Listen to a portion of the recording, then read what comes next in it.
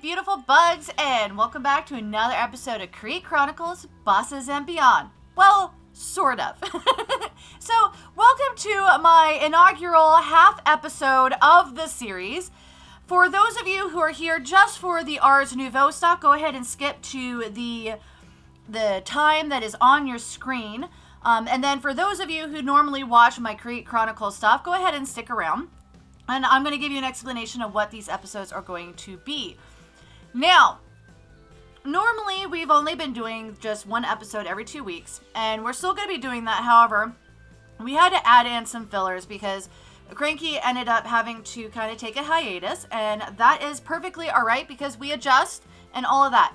And so with this episode, what I'm going to be doing is I'm going to be covering kind of a topic that doesn't really fit into what normally would be an episode with Cranky and Sunfire. So today we're going to be covering how you could get to where you need to be in order to be casting your first spells and creating more in addition to that.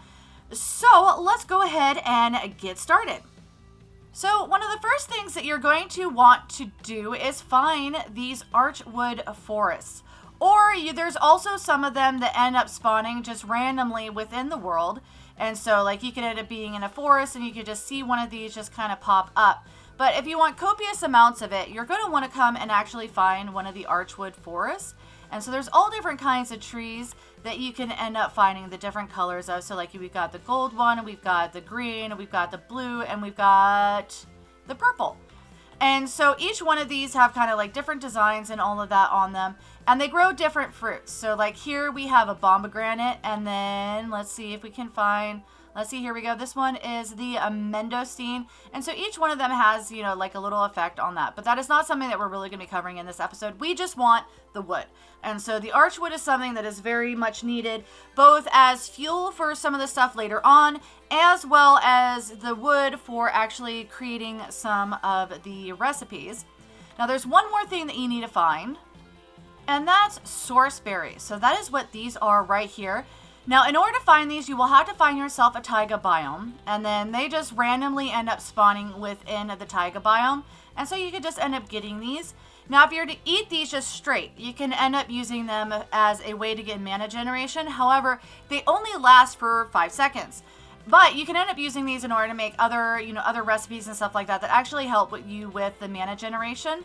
And that includes, you've got the sourceberry roll, which is 3 wheat and a sourceberry, and then the sourceberry pie. But that is much later on. Mage Bloom is something that's a little bit more advanced, and we are definitely not going to be covering that. And so for the beginning game, you have your sourceberry, and if you have a wheat farm, you can then make the berry roll. And with these, that means that you can actually get started because you'll be able to regenerate your mana and be able to actually start using some of the beginning spells. But first, you need a spell book.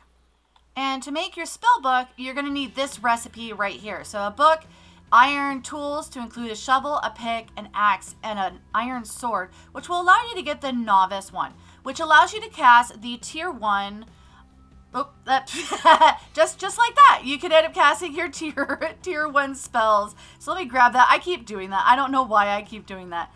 But in order to get into your spell book, you can press C, and that allows you to be able to actually craft your spells. And we'll be getting into this a little bit more. But to start out with, you don't have a whole lot. I've done a lot of research on this one because of the fact that, I've been playing on this server for a while. In this particular mod pack, you start out with projectile, self-cast. In fact, let me see. I don't think I have.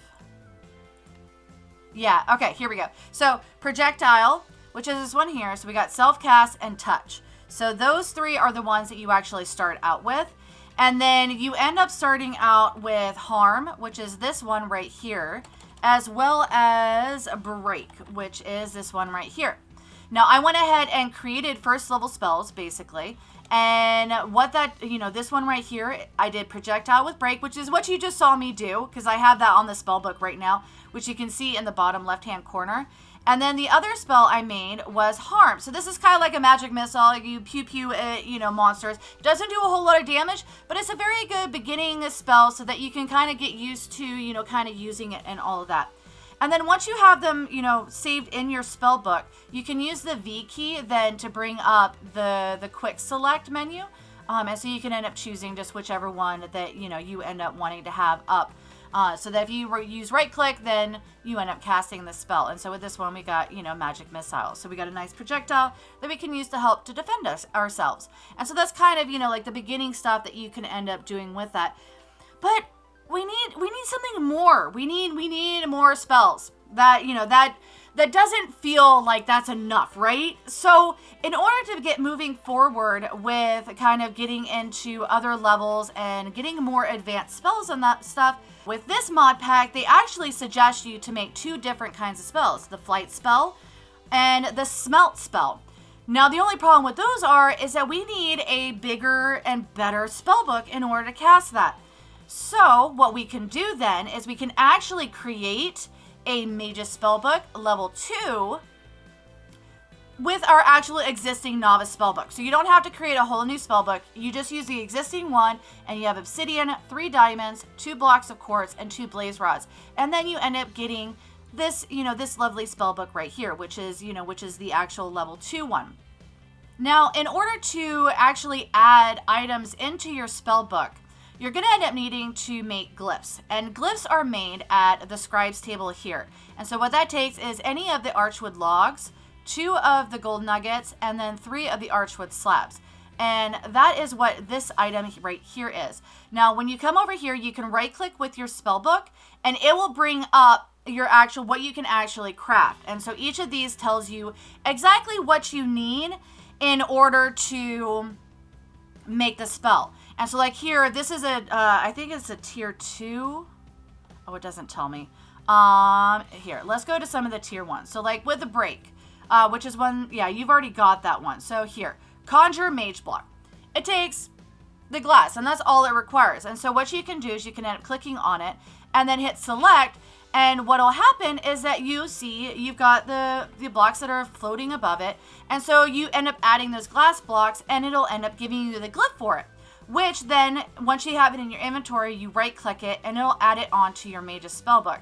And so, as you can see, I've already got it here. So you'd end up with something that looks very similar to this, and then, like I said, you just right-click it, and it adds it in, and it goes no matter which spellbook you have it. So once you learn it, any spellbook that you create will have that glyph available. So you don't have to, redo it every single time you want to create like a different spellbook. Because sometimes having only 10 spells isn't quite enough, especially if you're using different things, like if you're going exploring or adventuring and stuff like that. So sometimes having multiple spellbooks can be extremely helpful, which is another thing. You can actually dye your spellbook. So in order to make it better so that you can identify like, okay, well, this is my adventuring one, this is my building one and stuff like that, you can actually color them with any, dye and just put them both in a crafting table, and voila, you have a dyed one like this one right here. So I have a black one in my inventory. The purple is the basic one. So as soon as you make one, it will be purple. Now, if you, I don't know if you had noticed, but if we come over here, we can look at some of these, and some of the things are a little odd. Like this one right here. This is actually essence, and essence cannot be found. We actually have to make it, which brings me to the next level of stuff that we end up needing to do, which is this over here. So this right here, this is the imbuement chamber, and this is the recipe for that right here. So we've got 6 of the planks and then 2 of the gold ingots, and you get the imbuement chamber. Now with the imbuement chamber, that is how you get your source gems. So these items right here. And so you can either use lapis or amethyst shards to get just a source gem, or you could use block of amethyst in order to make a source gem block.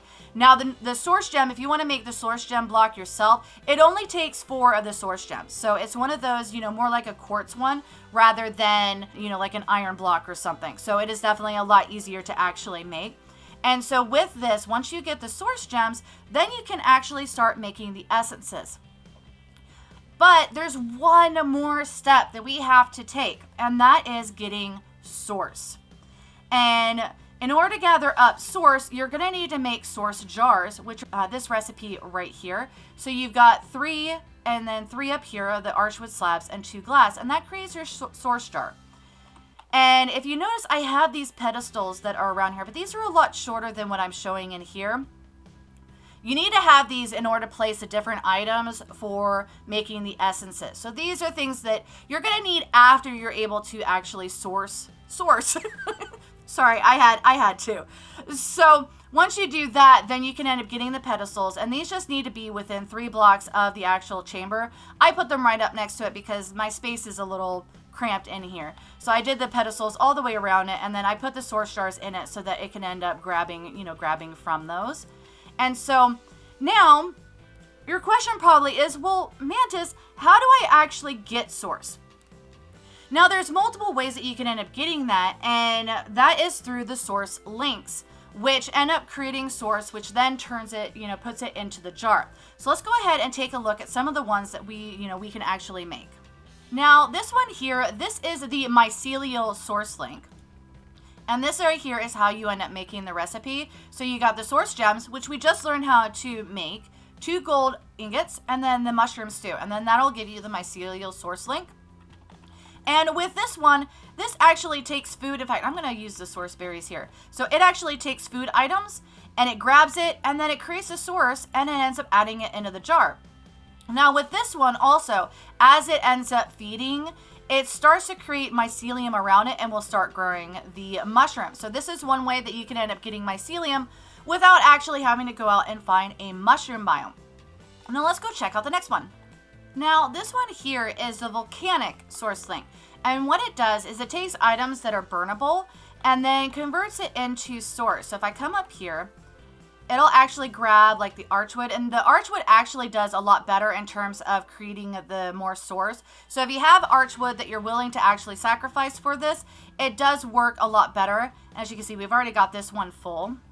And what it does too is it'll actually start converting the stone blocks around it into lava. And so this is one way that you can end up getting lava if you're, kind of in an area where you can't really get it and you really don't want to be in the nether.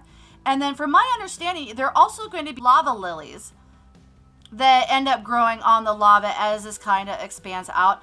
Now, in order to make the volcanic source link, this is the recipe right here. So we've got the source gems, again, the gold ingots, and then the lava bucket in the middle. And so you can end up creating the volcanic source link if that's something that you would prefer to do. Now, with the volcanic one and the mycelium one, it ends up requiring some kind of input. So either you have to have some kind of redstone device in order to drop the items that they need to feed on, or you have to manually do it. And so these are 2 that I don't particularly, use, but there are some that have more of a passive input. And those are going to be the ones that I'm going to show you right now. So the first of them is the Vitalic source link right here. As you can see, it's already gathering up some of the source from the cows here because I just recently bred them. And so what the Vitalic source link does is either when you breed up your animals or you end up culling the herd, you can end up getting source from that. And so it ends up collecting it up. And in addition to that, they end up, if you notice, I don't have any baby cows. And that's because they all already grew up because of this right here. So as it's gathering the source, it's actually causing the animals to grow faster. And so it definitely works out really well because then you end up getting more animal products in addition to the source. Now, in order to make, wrong chest. In order to make this one, you end up having the source gems, again, the gold ingot and a glistering melon slice. So definitely really easy to end up making.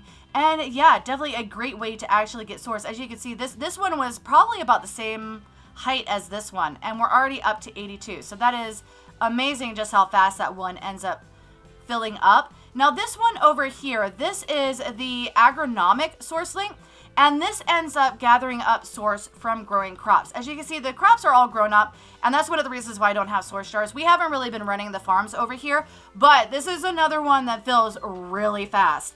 And so that is definitely, one that I would suggest, especially if you have farms. And in order to make this one, it is the 2 source gems, the 2 gold, and a wheat. So definitely really easy to make that one. And then all you do is just pop it down next to your farm, and it'll just end up taking up all the lovely source as the crops end up growing. And yeah, now there is one additional one that you can end up making. And that's the alchemical source link, which is made using the source gems, the gold ingot, and the brewing stand. However, this is more of an advanced one and requires you getting into like the potion brewing and all of that in Ars Nouveau, which isn't going to be something we're going to be covering today. But I just wanted to make sure that you guys were aware that there is a 5th source link that you can end up using, especially later in the game. So now we have our source jars filled with source, so we can now start converting our source stones and get all that stuff situated so we could put in our lapis or our amethyst, put it in there, convert it to source gems, which means that now we are ready to actually start creating some of the essences in order to make the spells that we need for our spell book.